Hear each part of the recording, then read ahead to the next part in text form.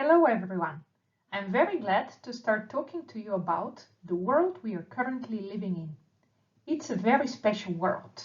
No wonder that everybody wants to do research upon it, draw conclusions, have insights, and maybe generate everything that we need for our current society today to grow further and to evolve. It's a world that we call VUCA. It's the abbreviation of a very special term: volatility, uncertainty, complexity, and ambiguity. I'm going to present you today to the theories that are based on the Santa Fe Institute of Complexity Theory and Professor Eve Middleton Kelly, who has been for all her life devoted to the complex sciences and the way of leading organizations from this point of view. Let me start by saying that the world we live in is a bit striking, isn't it? Because we can define it by 4 specific dimensions. We can start with its transdisciplinarity. We live in a world which requires not just a single discipline to look at it, but disciplines from whichever science to come together and explore how the world can be brought further. Even if we would take our sectors, tourism, hospitality, the leisure field, we would see that it is impossible to look at them as silos or as islands which are not brought together, but we need to take the stance of very diverse disciplines to make them actually work efficiently and effectively. What is also very characteristic of the world we live in today is that it tries to bridge values and experiences. We are no longer satisfied with what is just being provided to us and that we are simply taking it. Not at all. We would like to correspond our own values to the values of the product or service that we are consuming. Moreover, we are driven by experiences. We have our own, but we love the staged experiences. When we would go to a museum or a hotel or a theme park, we would like to be surprised, positively astonished by what is coming to us and what is bringing us in a flow of emotions, necessarily positive, and then developing this common value together. Moreover, the world we live in is very dynamic and complex. I'm going to discuss complex a bit further in this video, but let me talk a little bit about dynamic. Isn't it? 24/7, we are linked to gadgets, smart gadgets, be it our smartphones, be it our laptops, computers, iPods, tablets, you name it. And all of that brings us information. Information that goes in such a flow with such a speed that we can no longer control it. Do we make forecasts for 5, 10 years ahead, strategic forecasts? Yes, we try to do so, but actually we need to be as flexible as possible because we've seen it in the last year very clearly. Now in the beginning of this one, we are very clearly seeing that last one was very turbulent, very much unpredictable. Everything that was happening was unavoidable, and we somehow felt more connected than ever. Moreover, this 4th dimension is this involvement of the consumer as a participant in the service or product creation, which basically means that we would like to no longer be called just consumers. We would like to be participants. Even if we would look into what is currently happening, whenever there is a world or local or regional or national crisis, everyone is not simply satisfied with donating or charity foundations, but everyone wants to roll up his or her sleeves and go for action. The same goes for the different products we are consuming. We would like to have our part in the co-creation of those, be it by means of all the surveys that we fill in, or by means of all the feedback that we are providing, all of that is of utmost importance to the creation of this completeness of the world we are living in. Maybe four-dimensional, maybe multi-dimensional if we try to dig deeper, but at least with these four specific elements that we need to keep at the back of our minds forever. And then going to the VUCA part, which I would like to bring very close to your attention. As I said, volatile, uncertain, complex, and ambiguous. Rather difficult terms on their own, aren't they? Even if we would just take them from English and try to really see what's hidden behind them. But that is called to be the new normal. Why so? Let us look at volatile. And volatile is this exponential accelerating change. Have we seen the world changing so fast before? Yes, maybe if we would ask the ancient or some of the prehistoric scientists, they would prove that their worlds were also changing as fast. But here, with the speed of connectivity, creativity, hyperrelations, and everything that technology brings us on, we live in a very volatile world with the speed that we have never known before. Moreover, volatile means that we have unprecedented access to knowledge. And we even have to swim in this knowledge, not knowing exactly which part of it are true and which parts are actually not exactly. So, knowledge becomes very fast outdated. Look into, for example, the theme of leadership. Guess, how many would be the titles about leadership that are existing now and can be found, can be read? These will be more than 1,245,633. Is it possible for a human being in his or her own lifetime to read them all? Definitely not. And this is exactly what I'm talking about. We need to very quickly swim, understand, process the knowledge, and see what's important for us, for our field, to go further. Same goes for hospitality, tourism. What was valid 1 year ago about the whole tourism sector, the over-tourism and sustainability that we were proudly talking about as though we were understanding, has no longer any validity in the beginning of these 2021. And we have to understand that. What globalization meant and what globalization means now are also very interesting insights that we are going to try to dive into together in this course as much as possible, as much as science, but also logical and intuitive understanding helps us do so. Then, if we would look into uncertain, that is absolutely the case. We've seen it, right? When we were back then, in the January of 2020, talking about the coronavirus, everyone here in Europe was claiming for this to be so far distant and so much absolutely not affecting us. Look at what happened. Look at the speed of this uncertainty going and the lack of any predictability possible. We were surprised. Unfortunately, not positively. Unfortunately, with many losses. And still going through times that we had never imagined us to go through. But I do not want to sound negative. I would like us to see this blessing behind the corona times, to actually see the value of this uncertainty, bringing us, shaking us, showing us that we cannot be with just this confidence of knowing it all, but we need to be humble, to stand still, look into what is happening, and derive our own values from that.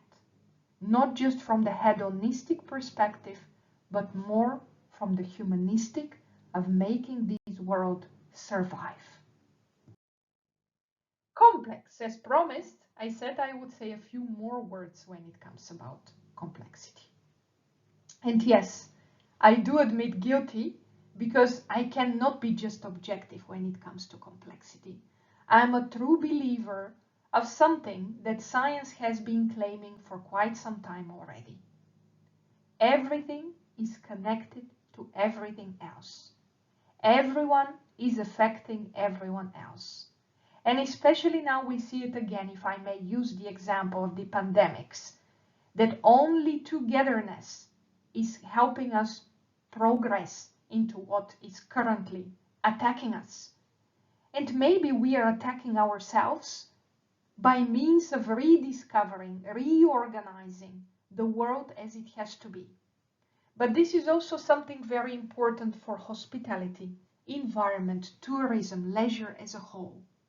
That we cannot imagine certain group of people to be the only group of people privileged to consume the commodities and services of leisure, hospitality and tourism, while other groups are just suffering from extreme poverty. Everything is connected. When it comes to destinations and to consumers or hopefully participants, we realize it very quickly. Look into what happened to Venice and the channels of Venice the moment the sea became a bit clearer from all those gondoliers. There were dolphins appearing, right? Suddenly there were more Venetian people willing to go back and live on the island. Not as they used to before. As you know, there were only 7 actual local Venetian people living on the island of Venice. And that is striking. We try to preserve culture by actually aggressively destroying it. And this is also part of complexity. This is also part of the world we are living in, where we need to be more considerate and understanding of these humanization and dehumanization processes that we are the ones who are behind them. And then, last but not least of these abbreviation of VUCA, there comes the ambiguity, another very kind of complicated word to even pronounce. Imagine yourselves, look into this slide, and imagine yourselves being in that cube, in that exactly furthest corner of it. What do you see? Do you see the outside of the cube clearly? No, you only can make hypotheses of how it may look like. Do you see clearly the upper corners of that cube? No, you can only make forecasts of how they would resemble the part that you're currently standing into. And that is it. We all have diverse perspectives. And all these perspectives, when they come together, they create the whole. And maybe you've heard that story of the village of the blind man, where for the first time an elephant was brought in. The people couldn't see, they were blind. The only thing they had to actually do was feel and try to guess what that kind of creature was. One was touching the tail of the elephant and saying this was a rope. Another one was touching the trunk of the elephant and thinking this was a pump machine. A third one was touching the skin of the elephant and was guessing that this was a superb material that they could maybe use for weaving certain textile.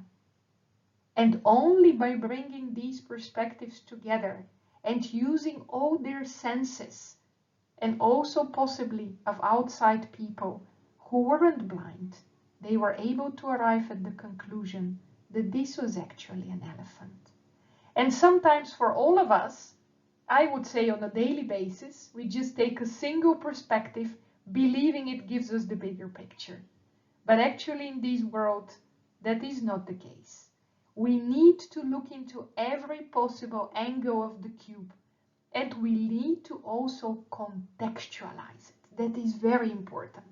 Because if something is valid at one place, It doesn't mean that we can immediately take it and copy paste it to another and believe that this will be the holy grail of its functioning. So that's very important for us to also bring along to where tourism, hospitality, and leisure need to rise from the fire and from the burned ashes and go further. So how can we navigate through this new world?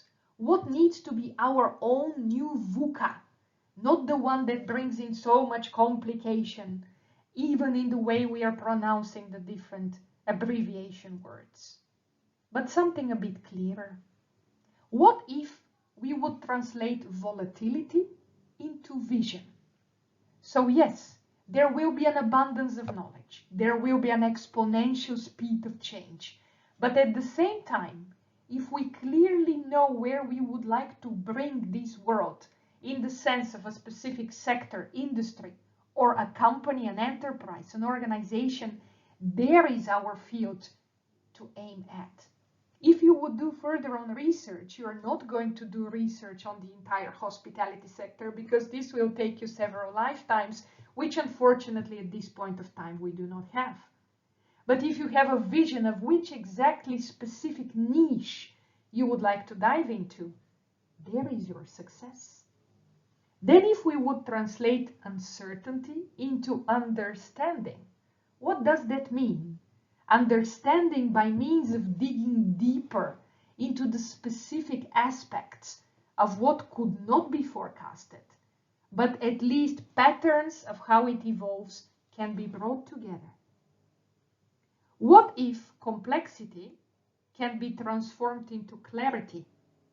And I'm not just saying, yeah, from today onwards, imagine a computer is not a computer, but just a whichever color kind of a thingy that is able to connect us somehow through technology. Not at all. We are not going to diminish the value of what is already there by talking about clarity.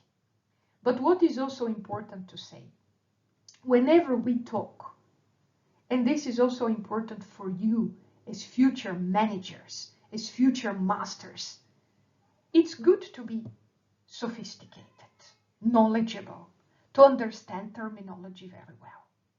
But what is more important is that you are able to translate this terminology to any kind of people so that they would follow you, that they would pursue dreams that are dreams of your sector, your own industry, your organization.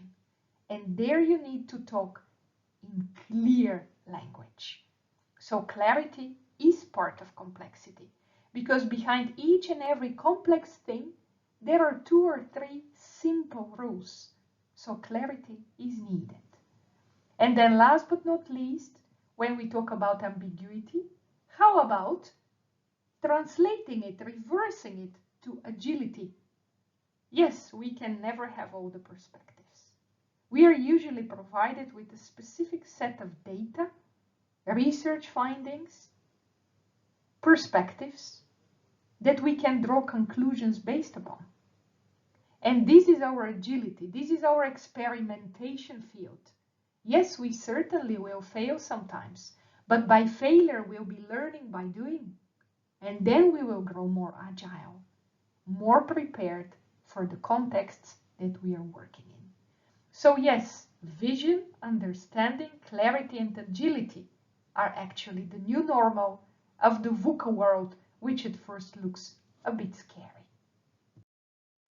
And I would like to finish with one saying by Garrett Morgan, which actually is believed to not be only Garrett Morgan's original, but an old proverb.